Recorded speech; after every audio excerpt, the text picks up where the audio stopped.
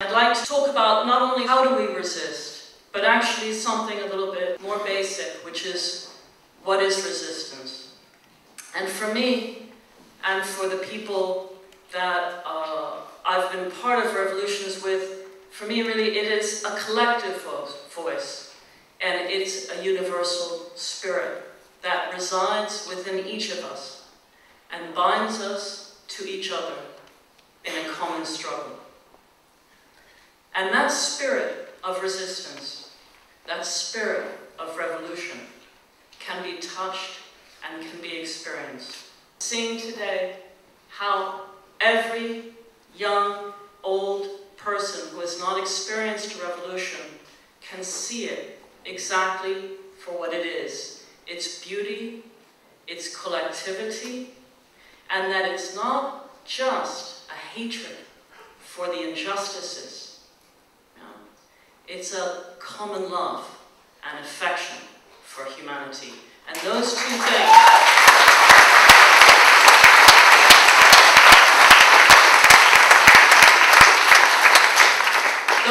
things, which are the principles of what we fight against, but also the commitment of what we fight for, those two things are resistance.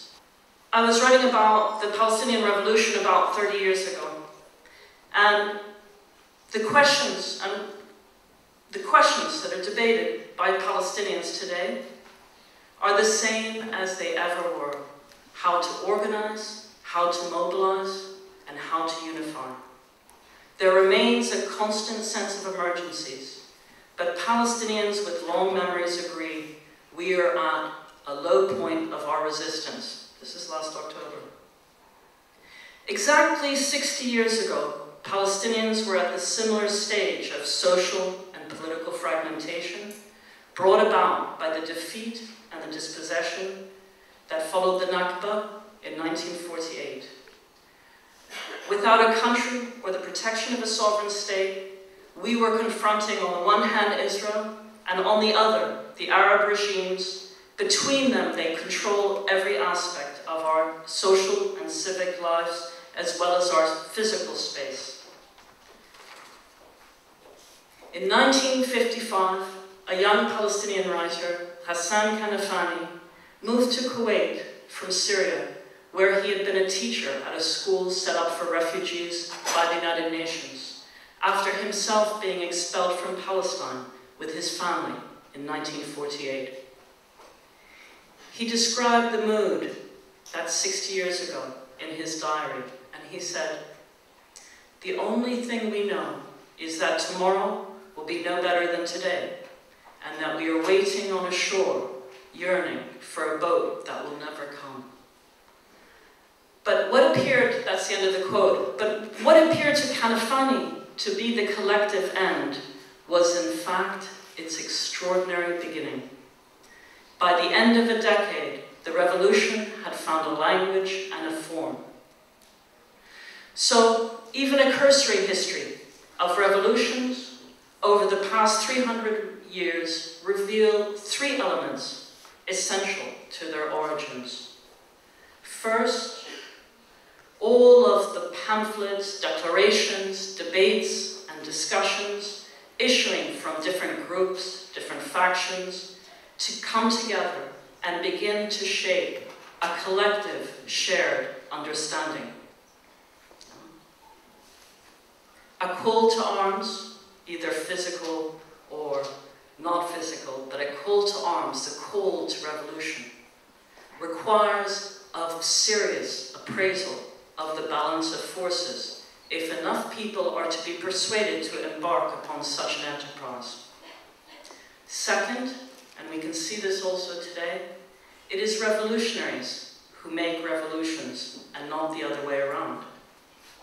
During the national mobilization that I was part of in the 1960s and 1970s, some joined the party, others the movement, but most simply joined the Palestinian Revolution. The experience of revolutionary life is difficult to describe. It is much metaphysical as imaginative, combining urgency, purposefulness, seriousness, and hard work, with a near celebratory sense of adventure and overriding optimism, a sort of carnival atmosphere of citizens' rule. Key to its success is that this state is consciously and collectively maintained by tens of thousands of people at the same time. And the third feature of revolutions is that they are usually started by small groups of activists. And the Palestinian Revolution was no such exception. And I think that when we look at those three things that are inside all of us and the collective spirit that binds us in that universal struggle. Mohammed Said was someone, an Egyptian who helped me a lot with work on the Palestinians in Egypt and mobilization among the Palestinian community workers. And he had written the most phenomenal report about torture of political activists, and he in fact, and published it, and he in fact was himself imprisoned and tortured for publishing that report. And he said to me, Karima, the walls of our prison are written in the blood of Palestinians. We will stand by you and I will do anything for you. And I think what we've seen across the Arab world, I'm a typical Palestinian in that I have members of family right across the Gulf in the Arab world. We have Palestinians all there. That with freedom for the Arab people, it means that Palestine will be free. Thank you.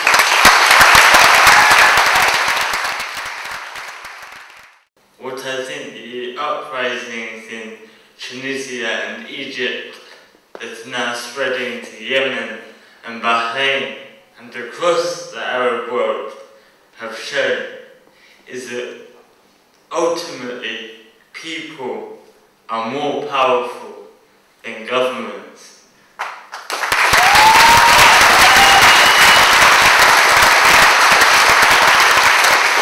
And when we're thinking about our own struggle here against our government, it's important to remember that these revolutions were never inevitable.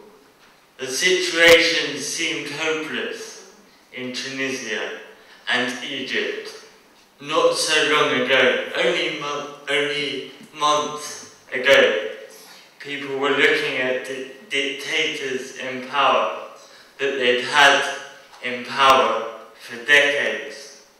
And what we're seeing now with the repression, particularly in Bahrain and in Libya and in many countries, is that these regimes are now quaking with fear at the very idea that the peoples they have suppressed for so long are realizing that they are more powerful than those regimes. And we mustn't be naive to think that our government would not react in a similar way. If we were to seriously threaten this government, which should be our aim, they would also be quaking with fear. Because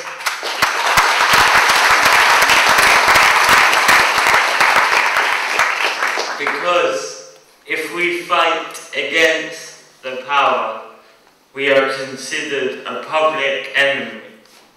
No, I can't hear and I don't understand what you're telling me. Overstand this. Until we have freedom, we will resist. Until we have justice, riots in the neighborhood. Say we're violent, I'd be more scared if you said we were good. How could I take the advice of a hypocrite, criticize Iran when you overthrew Mossadegh? democracy's irrelevant when you want the oil back. Religion doesn't matter in Saudi or Jordan, but you can't stand it in Palestine or Lebanon. Only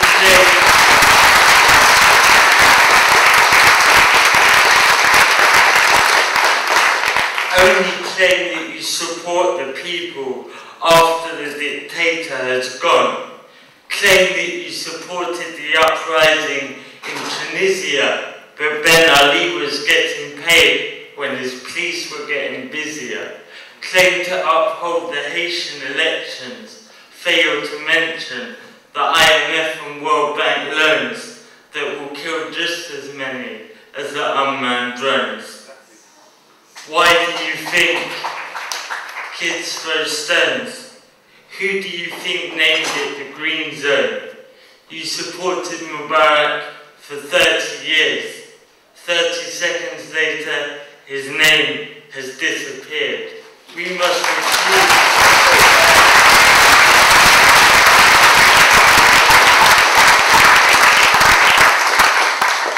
must refuse to accept the hypocrisy and trickery of our government and build a real political movement that can threaten them for and in solidarity with these people resisting across the world, in Yemen and Bahrain and Iraq and Iran and Egypt and Tunisia. Those people are showing us how to resist, and we must follow their lead.